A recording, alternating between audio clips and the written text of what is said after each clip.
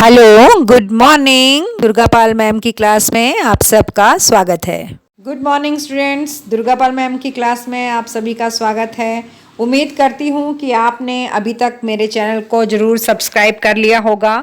इस वीडियो को भी लाइक करें और अपना प्यारा सा कमेंट नीचे छोड़ दें। मैं आपको बता दूं कि मैं 2025 में नई वीडियोस आपके लिए लेकर के आ रही हूँ जो आपके बोर्ड के पॉइंट ऑफ व्यू से बहुत इम्पॉर्टेंट हैं। मैंने खुद आप सबके लिए ये नोट्स तैयार किए हैं। एक एक प्रश्न का उत्तर मैंने खुद लिख करके तैयार किया है। दुर्गापाल मैम की क्लास में आपको सिर्फ वीडियो नहीं मिलेंगे, बल्कि मैंने प्रश्नों के उत्तर इस तरह से तैयार किए हैं जैसे मैं अपने लाइव क्लासरूम में पढ़ाती हूँ। और बच्चे जो जो प्रश्न मुझसे पूछते हैं उन प्रश्नों को ध्यान में रखते हुए ही मैंने इन वीडियोस को तैयार किया है। तो आपको इन वीडियोस को देखते हुए वही माहौल मिलेगा जैसे आप क्लासरूम के अंदर बैठे हैं, और आपके दिमाग में जो भी प्रश्न आ रहे हैं उनके उत्तर खुद ब खुद आपको मेरी वीडियोज़ में मिलते जाएंगे। तो प्लीज़ वीडियो को सब्सक्राइब करें और अपने दोस्तों के साथ ज़रूर शेयर करें। तो चलते हैं वीडियो में आगे, और आज हम जिस चैप्टर के प्रश्न अभ्यास करने जा रहे हैं वह है क्षितिज भाग 2 का चौथा चैप्टर, जयशंकर प्रसाद आत्मकथ्य। इसके प्रश्न अभ्यास मैं आपको यहाँ पर पढ़ाने जा रही हूँ। तो ध्यान से वीडियो को सुनिएगा, अंत तक वीडियो में बने रहिएगा, स्किप मत कीजिएगा, क्योंकि इंपॉर्टेंट क्वेश्चन इस तरह से आपकी नज़रों से चूक जाएंगे। तो शुरू करते हैं। पहला प्रश्न है, कवि आत्मकथा लिखने से क्यों बचना चाहता है? कवि अपनी आत्मकथा लिखने से इसलिए बचना चाहता है क्योंकि कवि का मानना है कि उसके जीवन में कोई ऐसी सुखद घटना नहीं है जो वह दुनिया के सामने ला सके। उसके जीवन की जो भी कहानी है वह एक सामान्य व्यक्ति के जीवन की कहानी की तरह ही है, उसमें कुछ भी विशेष बात नहीं है, इसलिए वह अपनी आत्मकथा लिखने से बच रहा है। दूसरा प्रश्न है, आत्मकथा सुनाने के संदर्भ में अभी समय भी नहीं, कवि ऐसा क्यों कहता है? आत्मकथा सुनाने के संदर्भ में अभी समय भी नहीं, कवि ऐसा इसलिए कहता है क्योंकि कवि अपने दुख को इस समय भूला हुआ है और वह शांतिपूर्ण रूप से अपना जीवन बिता रहा है।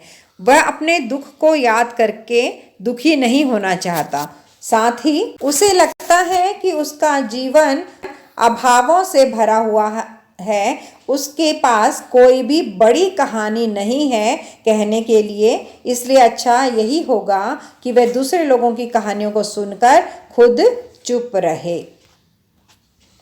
तीसरा प्रश्न है, स्मृति को पाथेय बनाने से कवि का क्या आशय है? तो बच्चों यहाँ पर आप दो शब्दों के अर्थ समझ लें। एक तो है स्मृति और दूसरा है पाथेय। स्मृति का अर्थ है यादें और पाथेय का अर्थ है रास्ते का साथी, जिसके साथ हम रास्ता काटते हैं उसे पाथेय कहते हैं।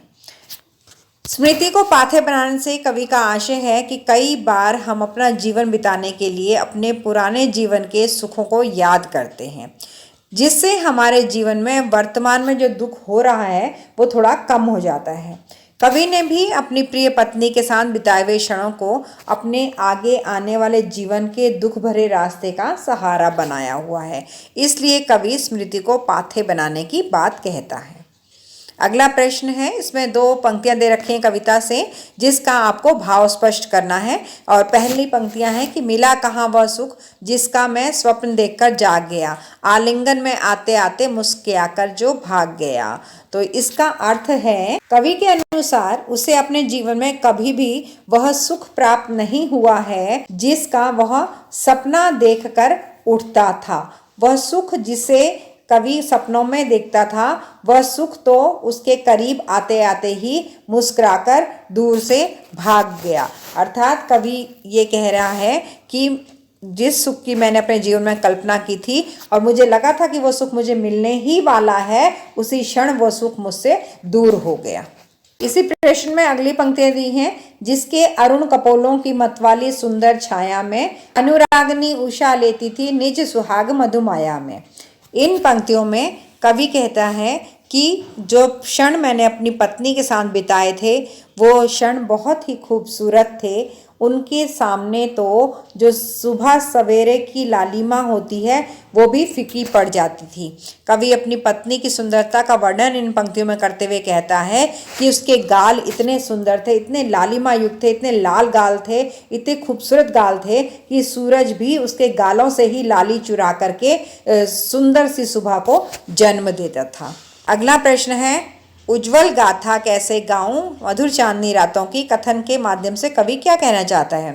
इस कथन के माध्यम से कवि अपने जीवन की बीती हुई घटनाओं को याद कर रहा है और वो बताता है कि उसके जीवन में कुछ मधुर चांदनी रातें आई थी, कुछ खूबसूरत क्षण आए थे जो उसने अपनी प्रेयसी प्रेमिका या पत्नी के साथ बिताए हैं, लेकिन उन रातों की बात वो लोगों के सामने नहीं कर सकता क्योंकि वह क्षण उसके निजी क्षण है और निजी क्षणों को लोगों के सामने लाना मूर्खता है। मतलब अपनी प्रिवेसी को लोगों के सामने प्रकट करना बहुत बड़ी मूर्खता है।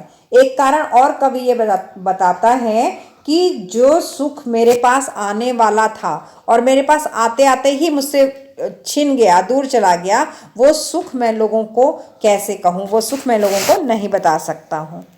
अगला प्रश्न, आत्मकथ्य कविता की काव्य भाषा की विशेषताएं उदाहरण सहित लिखिए। पहला है इसकी काव्य विशेषताओं में कि जयशंकर प्रसाद छायावादी कवि हैं। इस कविता में उन्होंने खड़ी बोली का प्रयोग किया है। दूसरा है यह कविता आधुनिक काल की कविता है। इस कविता में छंद का प्रयोग नहीं किया गया है, छंद रहित कविता है।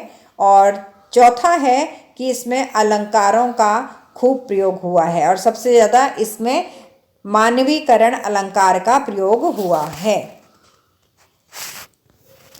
इस कविता का 7वां और अंतिम प्रश्न है, कवि ने जो सुख का स्वप्न देखा था उसे कविता में किस रूप में अभिव्यक्त किया है।